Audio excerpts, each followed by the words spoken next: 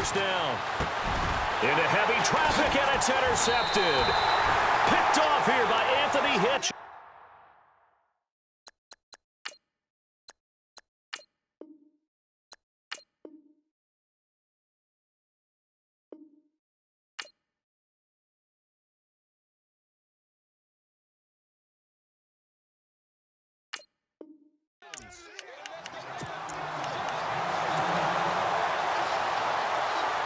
Really nice starting field position here for the offensive unit.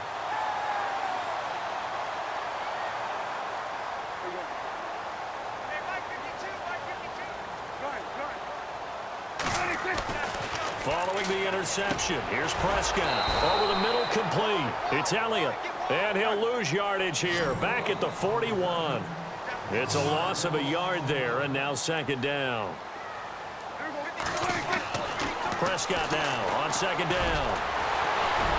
And here he'll be brought down a little shy of the 35 at the 36. 6 yards on the pickup, and they're going to face a third down.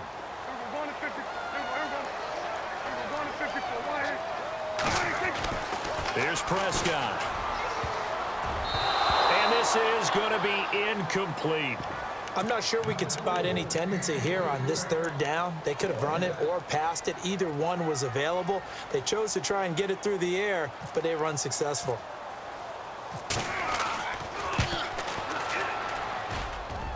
And this is good. He got just enough to clear the crossbar as he drops it in from long distance. And that will extend their lead here to 17-6.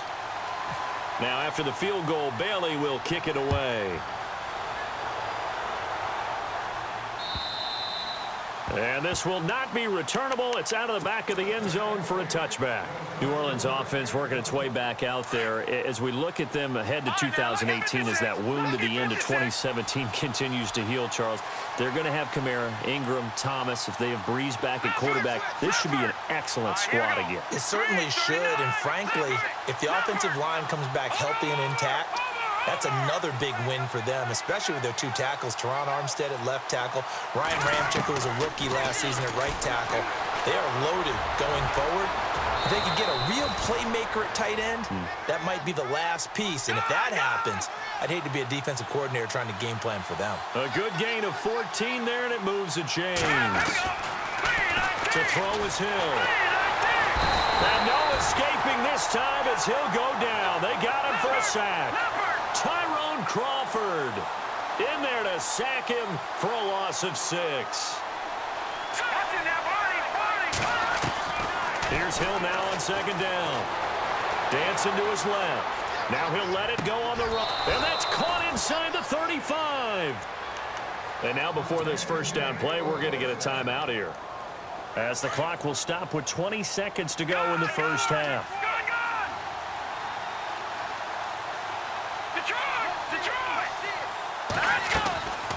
This is Ingram on 1st and 10. And inside the 20 before he's brought down. And now we won't see a play on 1st down. We're going to get a timeout instead, as they'll stop it with 13 seconds to play in half number 1. Hill now operating from the red zone. And he'll score. Touchdown, New Orleans. Their mobile, agile quarterback in the final seconds of the first half. And the Saints are back within a score. And he bangs it through and makes it a 17-13 ball game.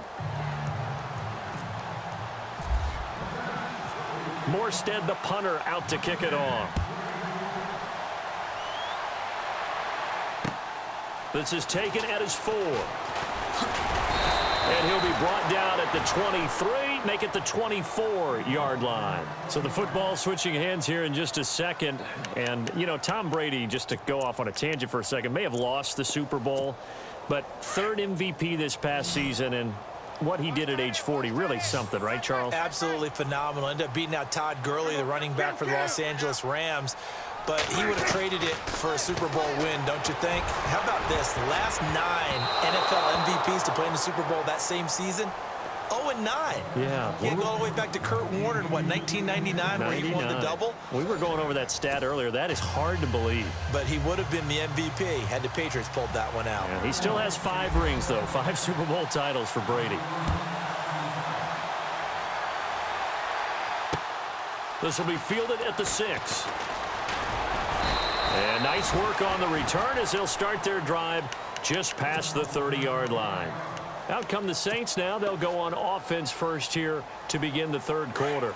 They're down here, but very much in this game. What's the tonality of a coach's talk when a game is within striking distance like this at intermission? Typically, what they're doing is emphasizing the things that went well in the first half and wanting more of that. Sure, you've got to go over some of the errors and clean up some things because there's a reason you're down. But overall, I think they want to stay positive, stay up with this team. We're just starting the second half, and we've got the football. Let's go ahead and punch it in, and then we'll... Hill's hit, and he lost the football. And the Cowboys have recovered. When I see a play like that, I come back to risk-reward. I don't know about you, but is it worth it at that point, whatever you're going to pick up, to either take the hit, and in this case, lose the football? So should have gone down. I mean, hindsight's always 20/20, but that's the safe play. You're exactly right. Hindsight's really never wrong, is it? Because you can analyze it, but I think ultimately you got to look at it as a first option, taking care of the ball, getting what you can, and that's it. Don't worry about any more. A gain of 3, second down. I'd say they've got to find a way to get him going. He's such a big part of their offense. I wonder if they might throw it a little and come back to the run. Anything, because you're right. He's pretty much been completely neutralized. And some room to work. And he was able to shed the tackle, but the reserves come in for the stop. Call it a gain of 5 there on the run, but they'll remain a yard or 2 short here with third down coming up.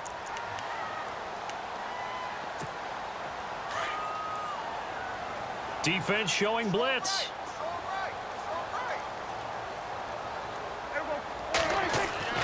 Prescott on 3rd and 2. Looking for his tight end, Witten, and it's intercepted. Delvin Breaux with a pick. He's at the 30, past the 20. And he will take this one home. It's a touchdown. Well, we know this defense has athleticism. Spots like that prove us right. I love the way that you spotlighted the athleticism because you and I both know the best athletes on the field, they play on defense. Oh, I don't know. I was a kicker. You got to remember that now. Come on, come on. Fine.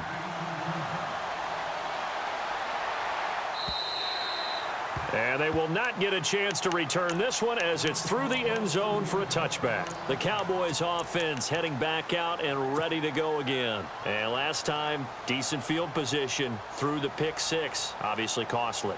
But they can't afford to just bunker in now. All right, good field position means go ahead and attack on offense. Try and press the advantage a little bit. They just have to be better with the football on this possession. So that didn't bother you too much last time? No, because it's exactly what you're supposed to do. You can't have good field position, not try to take advantage of it. Sometimes the defense makes a good play, too. Give him 30 yards there. Never make the mistake that the slot receivers, especially the little guys like we're watching here, are just quicker than fast. A lot of them combine quickness and speed, and they catch a lot of footballs, as we just saw there. Oh, the ball comes out on the hit, but they'll say it's incomplete. Oh, that's got to frustrate them a little bit because they nearly got to him there, and it would have been the first sack of the game. Instead, they're able to influence the release, and they did force the incomplete pass.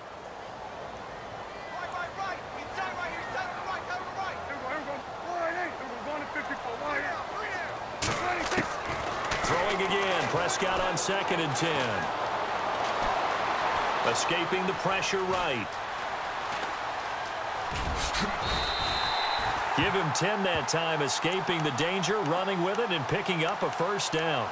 Well, he did a nice job keeping his eyes downfield, waiting for someone to get open. But once the pressure forced his eyes down to see the rush, it was time to make a break for it.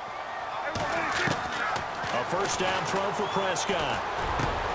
Over the middle, and it's incomplete. That's very well timed there defensively because it's not a bad throw, but the collision came at the exact time he was reaching to bring in the football.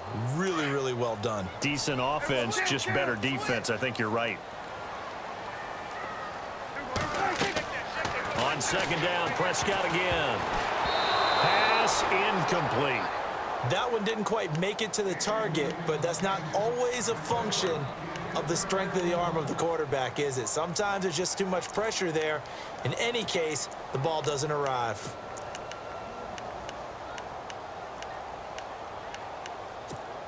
This offense was on the move. Now 2 straight incompletions have them looking at 3rd and 10.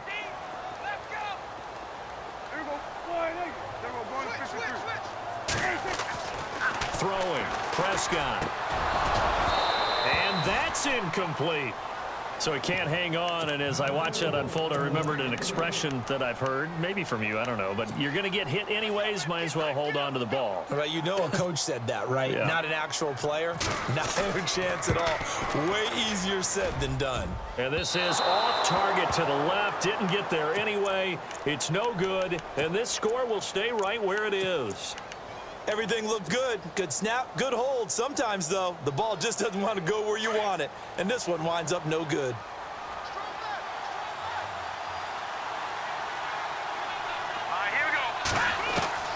Now Hill looking to throw on first. And an alley to run. And he'll slide down to avoid the contact.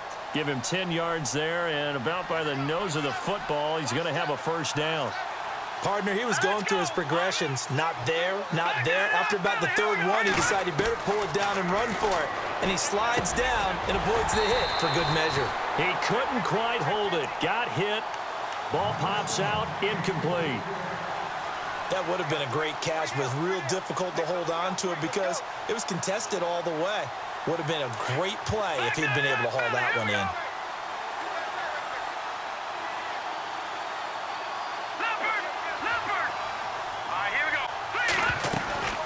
On second down, Ingram. And he'll be taken down right around the 41-yard line. It'll be a gain of 7, and they get it back to a 3rd and 3. Well, that's why the guy with the headsets is down there. All right, they know what they're doing because they got stuffed on a running play on 1st down. And I think myself and probably the fans are saying throw the football in this situation. But he knew what he would. Brandon Coleman. Touchdown, New Orleans. Brandon Coleman, 41 yards. And the Saints add on to their lead.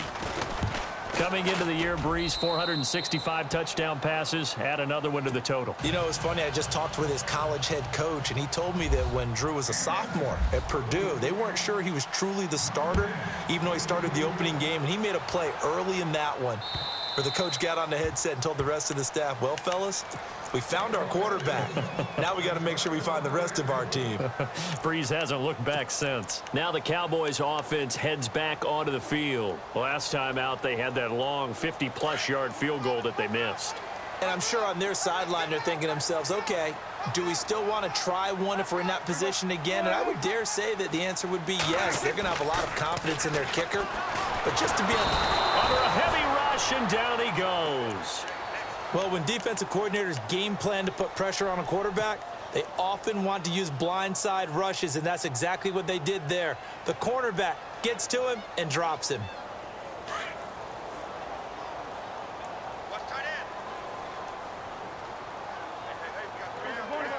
So the D-line's going to spread out.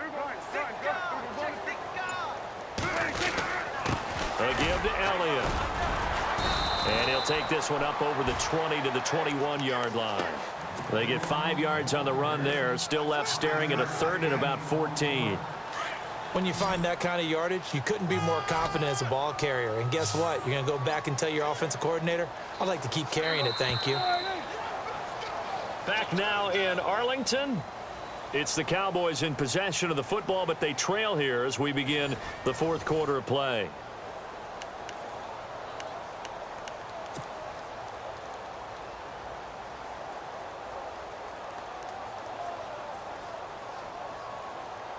The Cowboys on 3rd down. They've only converted once in 4 tries. This is 3rd and 14.